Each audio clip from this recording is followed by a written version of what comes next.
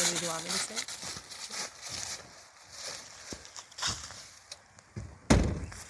Oh, secret toilet. Shh.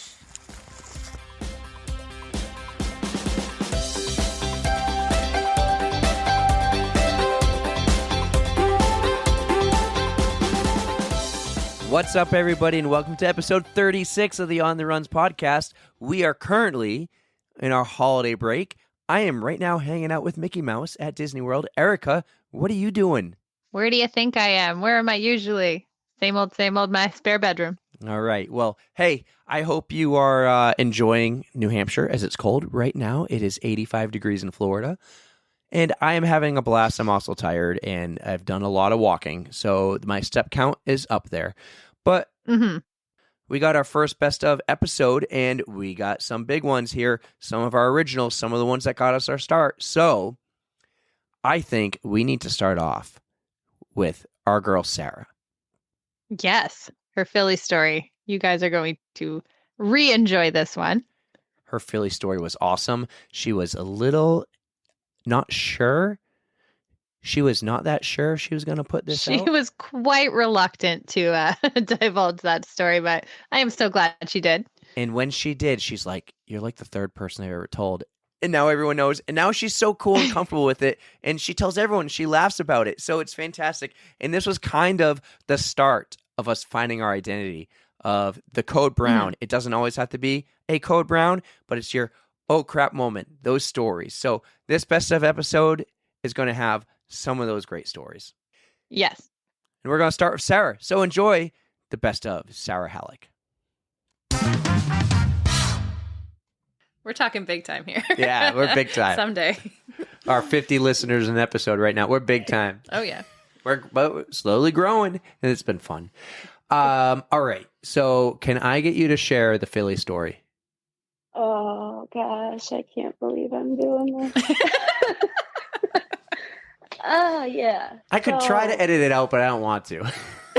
She also doesn't have to say anything. Just feel like you don't have to, Sarah. No, I mean, it's good. I feel like it's fine.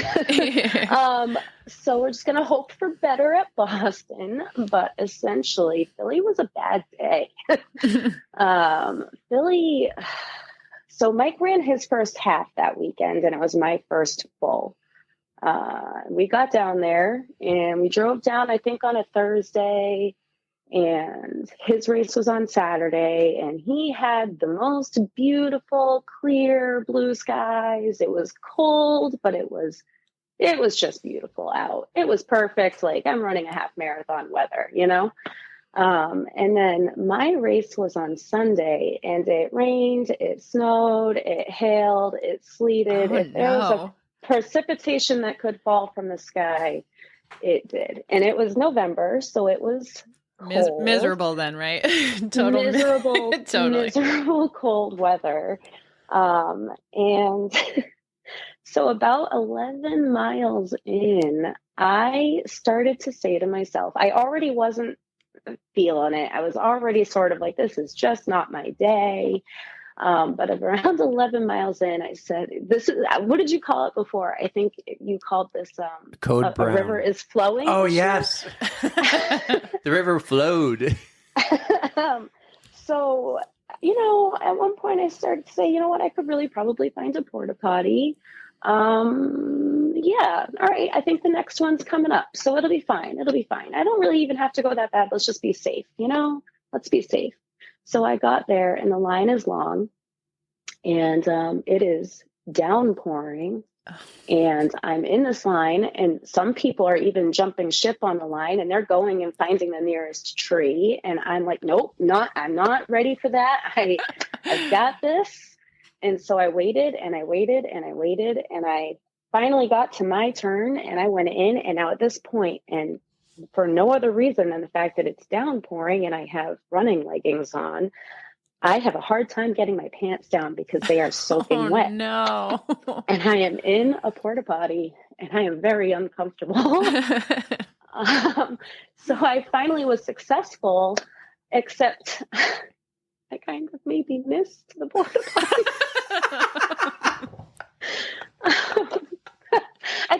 cry right now. Don't cry.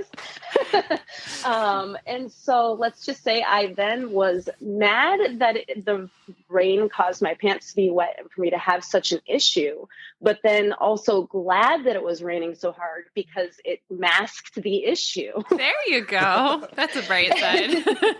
I still didn't really want to leave the porta potty, but I knew there was still a line of about 30 people that were waiting for this one. So I said, I guess I just gotta go. I guess I just gotta exit this thing right now and hope for the best. And so I carried on, and at one point I was texting Mike, and I was like, this is not my day. And of course he tells me, you're doing great, I'm so proud of you. And I said, no, no, you're not. You don't know the half of it at this point. So my thought process at this point was, because I don't know if you know anything about the Philly course, but it's the first half of the Philly course is a loop. Oh, I didn't know that. No. So you start like near the Rocky Steps, right? And so you get back, about roughly 13.1 in, and you're back at the start, and then it does an out and back into Manayunk, I think.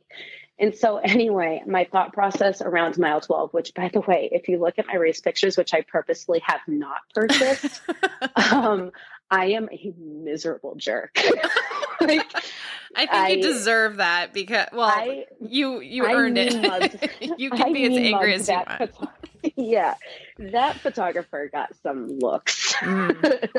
So anyway, I get back to, I'm roughly at around mile 12, and I send him another text message, and I'm like, no, seriously, this is not good. I go into no further explanation. I said to myself in my head, I'm going to just get back to the halfway point because I know that that's the start. And I will call him and I will say, this day wasn't meant to be. It's time to go. Like, let's just go. I'll try again another time, another race, blah, blah, blah.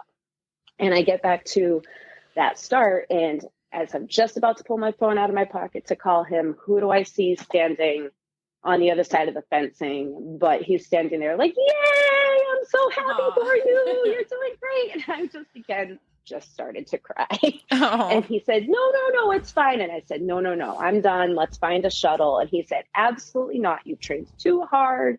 You've worked too hard. You've been too excited. We drove down here. You get back out there and you go out and you run another 13 miles. And I'm pretty sure I gave him a hug and ran away saying, okay. Tears coming down. I like this Mike guy. That's awesome. That's the kind of support you need. Hey, this story had a great ending. That's perfect. Yeah. Congratulations on that. That was your first, right? That was your first marathon. That was my first marathon. That is so much to overcome. Like, once you are mentally beaten down by weather and incidents and whatnot, it's so hard to come back from it, but you did, and you crushed it. That is awesome. I promise you one thing. The weather will be better at Boston. It might not. I'm knocking on wood for you. I hope it's got to be. 3 years ago, it poured in Boston. Yeah, I know. Erica ran it. That was my year. Yeah, it was terrible. Yeah. So it can't be any worse. That's fine. That's okay because I've experienced that, and I'm open to it now. I'm just going to go into it with an open mind. What do they say? Embrace the suck. Embrace the That's suck. Right.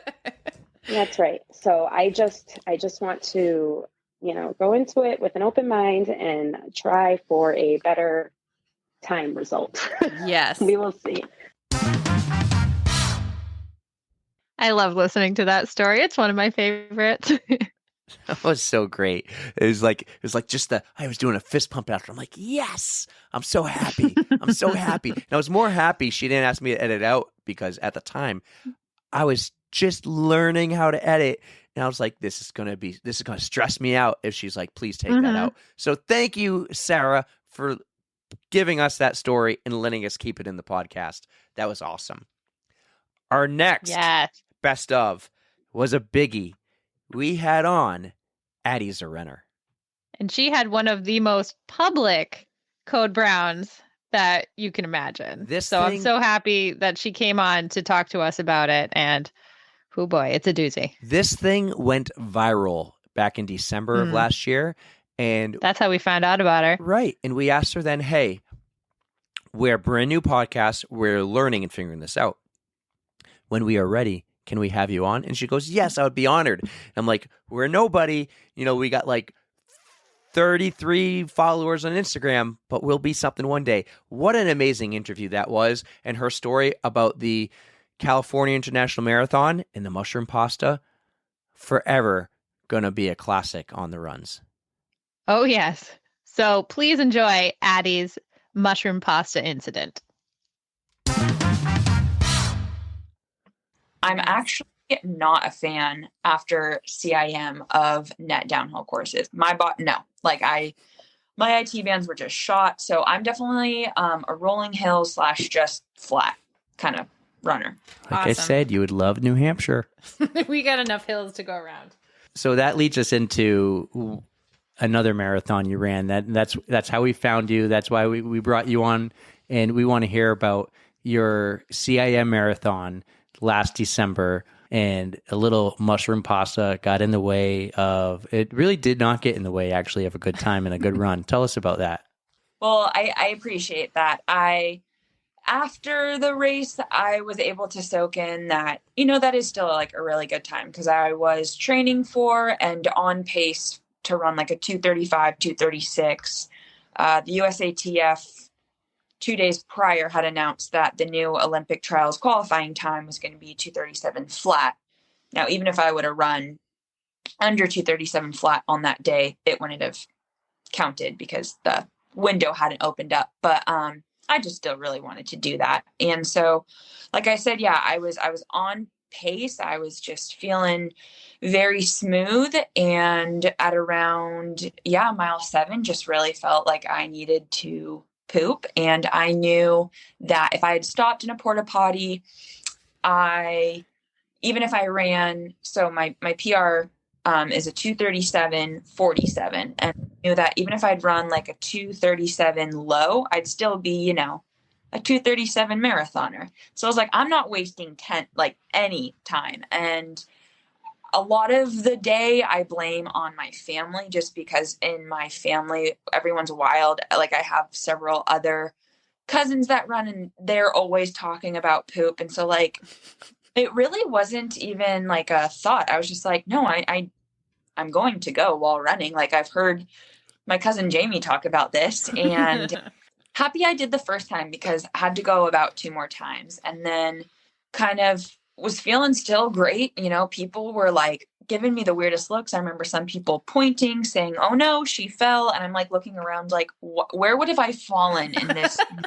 Like, no.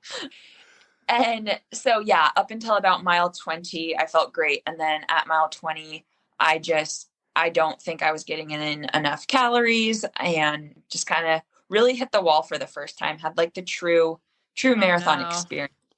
I wasn't embarrassed the whole marathon. And then when I finished, it was like, I was mortified. Oh no. We saw those pictures and somebody was like, oh, I couldn't even tell. It looked like KT tape. And we're like, yeah, I mean, I would have played it off the same way. The way it wrapped around one of my legs, a lot of people said it looked like KT tape. But if you were within, 10 feet of me, you could, the smell was just not good. Oh no. Yeah. So let's go back to the first Code Brown. You said you're really happy you did because you had to go 2 more times. So when that happened, I'm imagining because you're just on pace for that great run, you're just like, you felt great, and then you just were going to keep going, or like when it came, did your stomach start to like grind up again, and then you felt bad? How'd that go in between the Code Browns? Yeah, a lot of people have asked me like, oh, so like, yeah, your stomach must have been hurting. It never hurt. I just like, if it were a great training run and I just like peeled off in a bush, got back, like got my rhythm, which I do in a lot of my long run workouts. Just like us. Yeah. Yeah, it wouldn't have been like an issue whatsoever. My stomach really didn't hurt. It was just like, wow, I ate a lot last night, which I knew I did. And I've learned a lot. I do love vegetables, but I'm really going to limit them pre-race now. But yeah, there was mushrooms and maybe a bowl of broccoli. So just so many things that I would do differently in the future, but I wouldn't do it. If I could go back, I wouldn't do anything differently. Well, my advice, if you have heard a previous episode, would be eat a whole pizza and drink a 6-pack of beers and then randomly just decide to go do the Lake Placid half marathon the next day in PR. Okay. That's what I did. So what do you usually like to eat before your races? Like what does work for you? I am still trying to learn. I call it my second official marathon. It was like my third. I don't really count the Olympic trials because I was super injured going into it, got healthy right before, and it was a 26-mile fun run. Mm-hmm. So I have been doing, like, what worked for me the night before Grandma's marathon was just pasta, bread, and lots of it. But I try to really increase my carbohydrate intake the whole week leading up to a marathon. And I think a mistake a lot of runners and myself I'm learning is just, I hate feeling hungry while running. It's just, I don't like it. And right? So I think the night before a big race, especially a marathon, I just tend to eat maybe a little too much. So just going to go for the bland stuff next time. It's a good tip. We had talked about it once on one of our episodes. I just did like a trail marathon, like it was the virtual Boston. And wow. I went out by myself. I had Chipotle the night before, and usually I will bring like my own wet wipes and stuff because we were on a rail trail. Well, I say me. We were on a rail trail, and I was like, I need to go. I'm 11 miles from my car. This is not going to be good. Didn't have any wet wipes. I had to go like knock on business doors, like trying to find somebody to let me use their bathroom. I'm like, please feel pity for me so I can make it home. And Chipotle is not the way to go. So neither is broccoli and mushrooms. So most of the Code Browns we've experienced is like, we're not running a 2:37 marathon. No. I did like a 5-hour marathon. And we're like looking for, okay, where's the porta potty? So we ask ourselves, like, could we do that? The answer is yes. Would we do that? I mean, unless we're on pace to qualify for the Olympic trials, I don't know. That's the only way I think I would be able to do that. So we're like, this is amazing what she did, because you were doing sub 6 minutes there on pace to PR. And then I just feel bad for hitting that wall, which you said is the first time you hit a wall. After my first marathon, one of my teammates who is quite a bit older than me, he said, you kind of shot yourself in the foot. Like, no one has an ideal first marathon. And so I was actually really happy to get so much of a, pun intended, shit show out of the way at CIM. Because I'm like, okay, now I feel like I'm a true marathoner. That's awesome. Back to CIM. You crossed the finish line. And then what happens? I know a friend of yours helped you out. Tell us about that. You went into like a hotel or restaurant bathroom, had to take care of stuff. You said it like before, everything smelled awful. Yes. So I crossed the finish line. And like I said earlier, I wasn't embarrassed, the whole 2 hours, 40, whatever minutes. And then I crossed the finish line and it's just 2 volunteers. And one literally looks at me and goes, what do we do? And then I feel so bad about myself and I'm smelling myself. And the other volunteer has a bottle of water. He's like, I don't know. Do we pour it on her? And I'm just like, I'm disgusted with myself, the smell and everything. I don't want anyone touching me. And so they had all these, like, they weren't the classic marathoning, like, blankets that you wrap around. They were like these jackets made out of kind of like what reusable bags are made out of, if that makes sense. Oh, yep. Yeah. And so I just like wrapped, I think like 10 of them around me. And then all of a sudden, one of my teammates' wives, who's an ultra runner, came out of nowhere. And I was like, Melissa, please don't touch me. And she was like, I got this. We're cleaning you up. Let's go. And so they were holding a post-race like brunch of sorts at this like nice little super, super nice, like almost country club right at the finish line. It's called the Sutter Club. And so she gets me into the bathroom and it's like a marble, floor bathroom. And she has toilet paper up her nose. She puts it up mine and she's like walking off. I'm like, Melissa, I need to go back to my hotel room.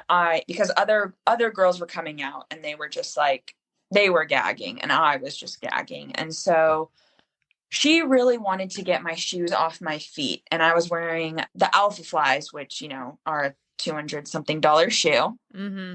Every part of me wanted to try to save them, but there was so she takes these shoes off my feet and we just throw them in the garbage. Oh, my heart breaks for those. Nike. Yes. Nike, I hope you heard that. I gotta send Hook her up, Nike. Come on. So now Melissa's helping me get back to the Sheraton Hotel. I don't have any shoes on and I have all these finisher jackets wrapped around me. And so I get about halfway there and then I'm like, Melissa, I need to take my shorts off, which were also Nike. So Nike, if you're listening. And so I take the shorts off, throw those in a trash can. So now I am pantsless, shoeless, walking around in downtown Sacramento. And I get to the Sheraton, which is probably the nicest hotel I've ever stayed in.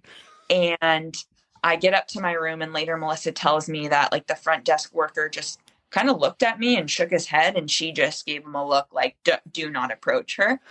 So yeah, that was that was the only disappointment of the day because the post-race marathon celebration, regardless if you had a bad race or a good race, is one of the fun. It's the only race for me that I don't have to then go cool down after, I can just be with my family and my friends. And so there was no partaking in that, which kind of stunk. Were they there? Was your brother there or your mom? And my mom was, which was a really big, and she told me the night before, because she ran one marathon and I love my mother. She thinks she's was a very serious athlete, but she wasn't. I'm just going to say it. So hi, Mom.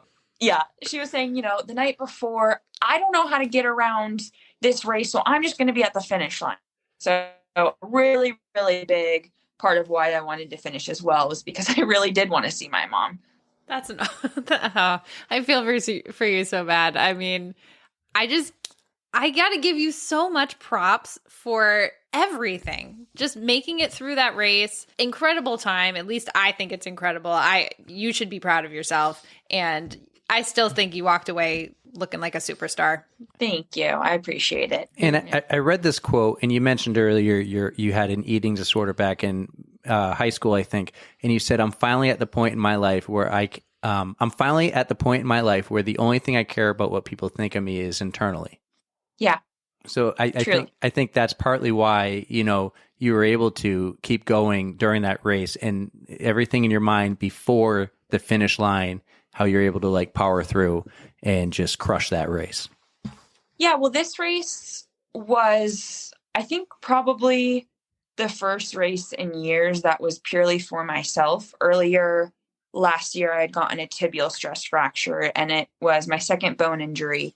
And it was a really huge wake-up call that I was still undernourishing. And so I got healthy, but I knew, I had really, really started to nourish more appropriately. And so as a byproduct, my body changed. And so I, many times when I was training, just felt embarrassed in my body. And then I just got to a point halfway through the CIM cycle where I was just like, I'm so proud of my body. I really do not care what people think other than, about it being internally. So yeah, I remember just kind of having that thought as well. And it all kind of coming into fruition the whole 2021 and just being like, I'm finishing this. Nice. Well, we're proud of you for that. You did proud. Awesome. Thank you. Well, and I just want to say one more thing. So after I did an interview with, this is another great story. Yay. So, we love stories. I guess Insider is a really big news source. I was contacted from this reporter and she said I'm from Insider and I do some kind of brand ambassadors with this brand ambassadorship with this company called Inside Tracker, which is for your blood. It's for athletes' blood and it tests, over 30 blood biomarkers. And so when it came out on the insider.com, one of my family friends reached out and they were like, Addy, this is huge. And I was like, oh, do you use Inside Tracker? I had no idea that, the insider was a really big thing. But after that article came out, the attention and some of the negative comments and whatnot were way harder to deal with than any moments in that race. So gave me a whole new level of sympathy for, really, really pro athletes and people in the spotlight. Absolutely. I can imagine that too. Like neither of us, are at that level, but I couldn't imagine what it's like for someone like you who has just this national story come out and you got people like us, writing to you saying, this is amazing. We're so proud of you. It started off with, can we share your photos? Because we felt like we couldn't steal those. And then, I guess I could see there's just a lot of, we'll call them haters out there or people who just have to, keyboard warriors is another term. And if they were like, face to face with you like we are right now virtually, I wish we were in California. It's nice and warm there.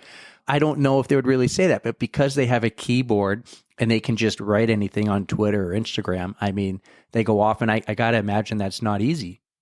Yeah, it's not easy, but I just turned off all my notifications and then kind of a few weeks later was able to sit down with my brother at Christmas and laugh at them. Because like I said, I really don't care what people think. And kind of a big point you just brought up, like, would they like say it to my face? Really? Probably not. So I'm glad you answered our notification. Yeah, I answered the nice ones. That was awesome. I was so pumped up when Addy came on the podcast. That was just a breakthrough moment in my mind for us. And that really got the ball rolling. So Addy, thank you. I always kind of say the first 10 episodes of practice and figure it out. In episode 11, Addy Zerrenner, that's like 11 was our first. It was our first real one. We nailed it with Addy. Yeah. So that was fantastic. We were patient and waited until when I knew and you knew that we were ready to have someone like that on and that we didn't screw it up or embarrass ourselves or anything like that. That was so awesome. So then someone comes to me who listened to that episode and says, you need to interview my friend Magan. We had her on episode 14 and she has the nonprofit called The Great Ball Movement. And I'm like, The Great Ball Movement? She sounds awesome. Is she a runner? Yes, she is. Mm-hmm. Her story was amazing. She started out a runner, but her diagnosis with ulcerative colitis kind of derailed that for many years. And it took her a while to get back into things. So this was one of her first, this was a bike ride, actually.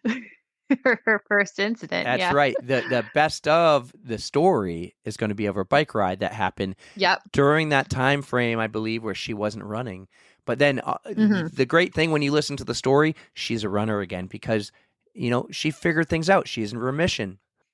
But this story about the bike ride, this was great. We did not know what was coming. And it's like, whoa. What a guy. What an amazing boyfriend that was because apparently it was a pretty new relationship and you knew when this happened, he's a keeper. So. Exactly.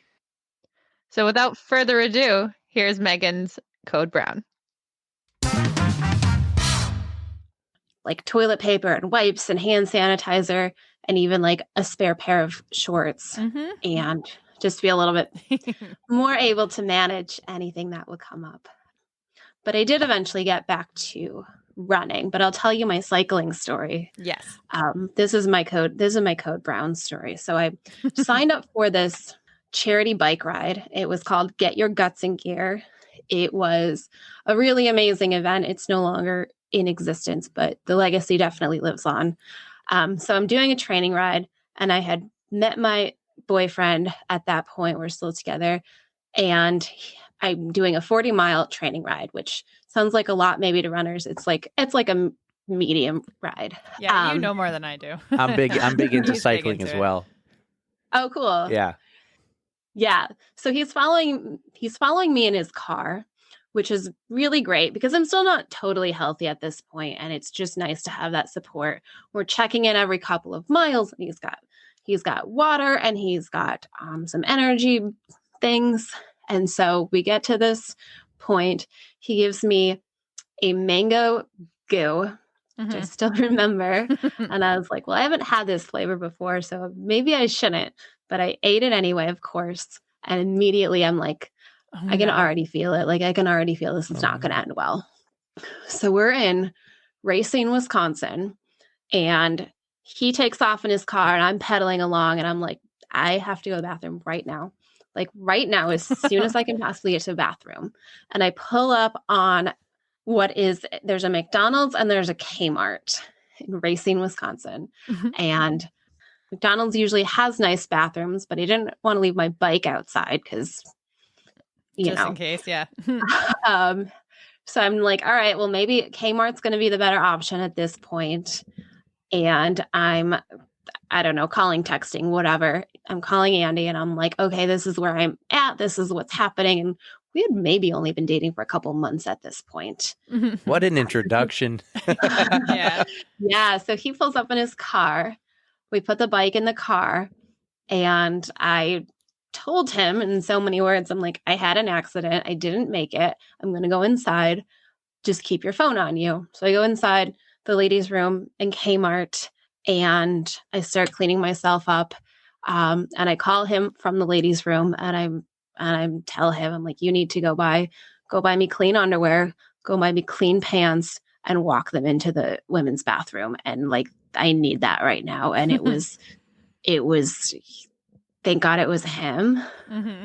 Again, I'm not super shy, but that's kind of a big ask. Right. And he did it and he was just so supportive. And I remember like going out for Italian food after and just eating an entire loaf of bread. And it was the most delicious bread. But it was, and he told me after, he was like, well, I tried to understand what this disease is like, but then seeing that and like seeing you go through that, like I really got it. Like this is a serious disease and a big deal. And this is what you live with. And I was really grateful actually for the introspection that he understood a little bit more. It's a great story. He had no fare going into that women's bathroom at a Kmart. I love that. He's a keeper.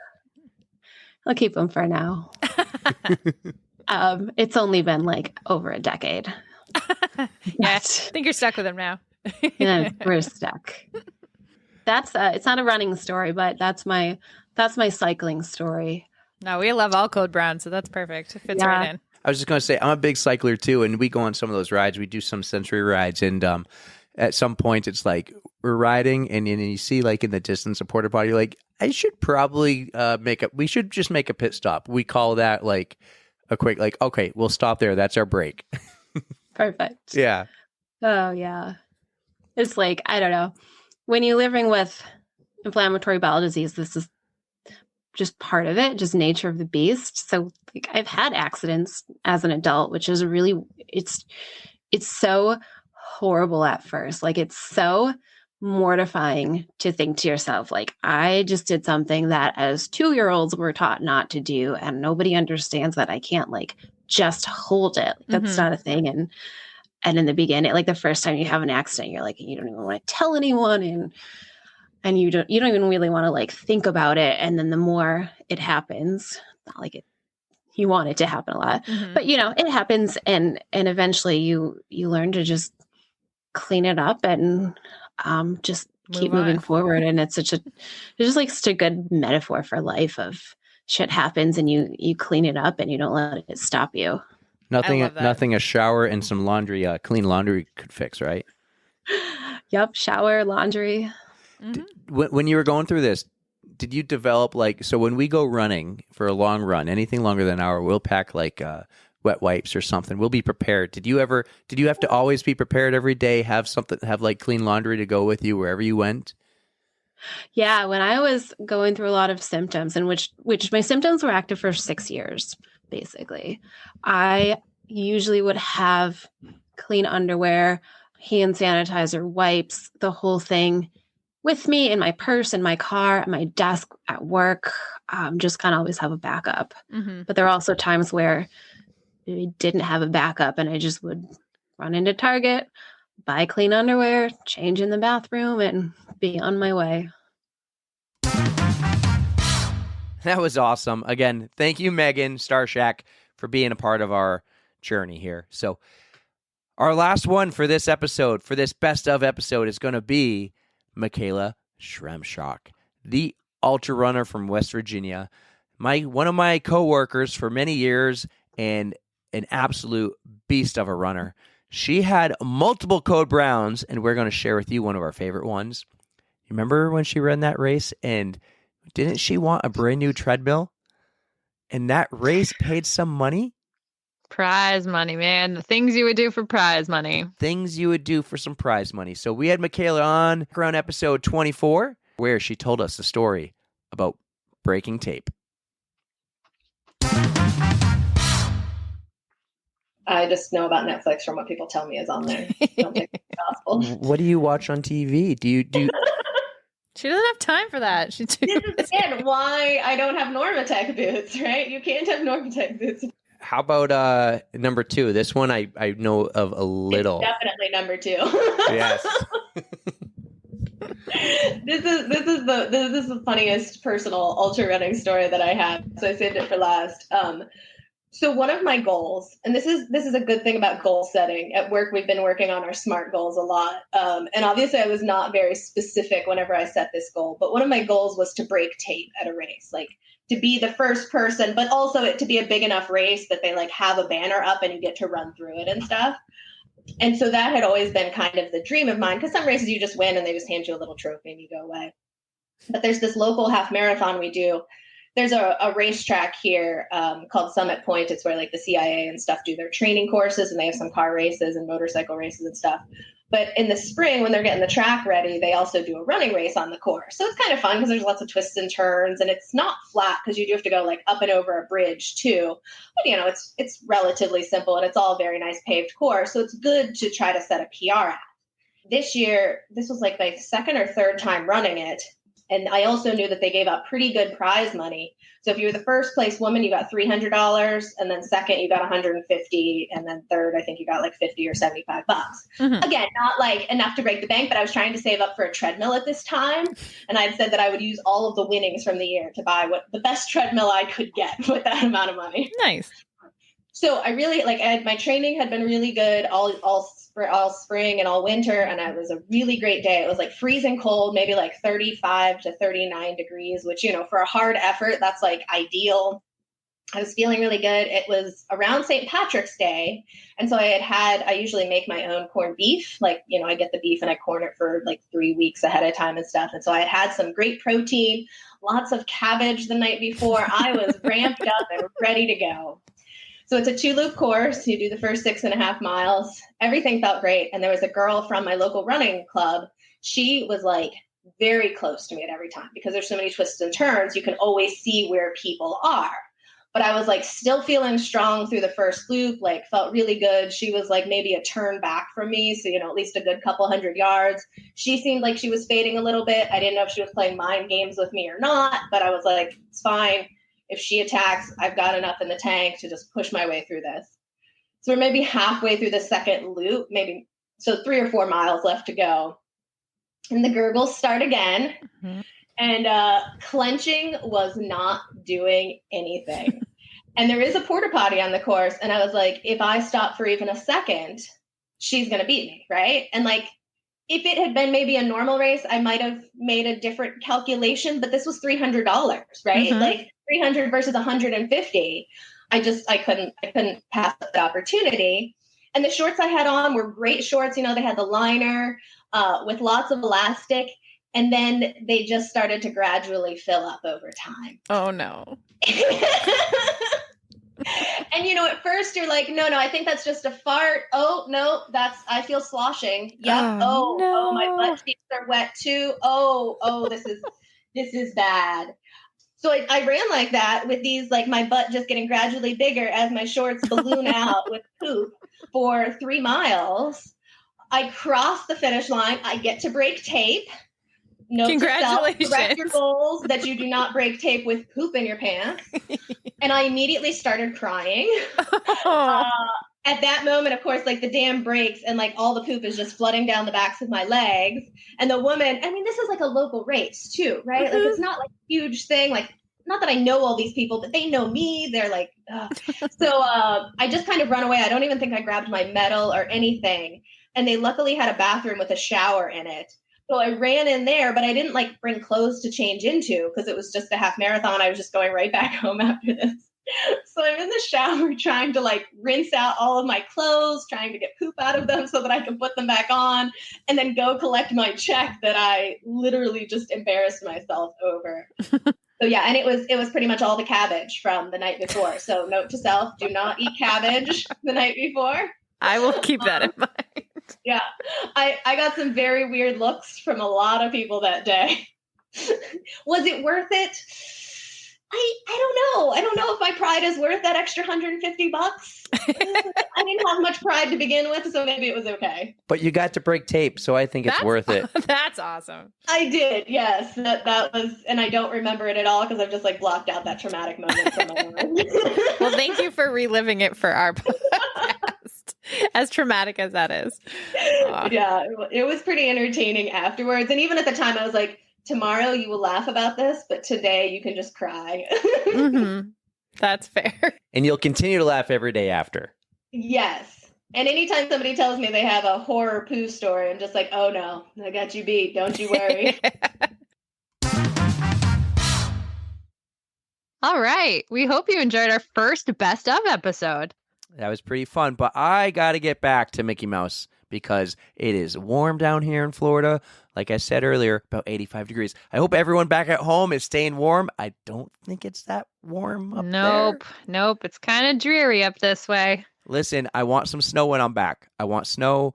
I told Adeline we're going skiing when we get back. So she's excited for skiing. I'm going to be skiing with Karen and some other cool people. Ragged Mountain's where it's at. And the company that owns Ragged Mountain just bought J Peak. J Peak is the best skiing in the East. And I get 4 complimentary tickets to J Peak with my Ragged Pass. So bring the snow. Get that lake effect snow coming in from Buffalo and everywhere and Lake Champlain. Dump the snow on us, okay? I want to go skiing. But I got another few more days here at Disney World. So I'm going to hang out with Mickey and Donald and Goofy and my favorite, Pluto. Real quick, who's your favorite Disney character? Dopey, of course. Dopey? Oh, the Dopey Challenge. Okay, cool. Actually, it's Ariel. Ariel. The Little Mermaid. I grew up on her.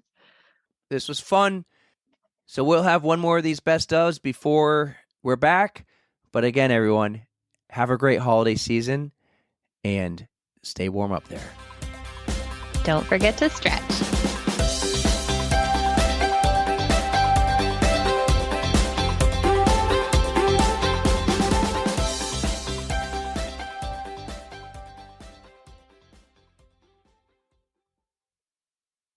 This is cruise support. I can't.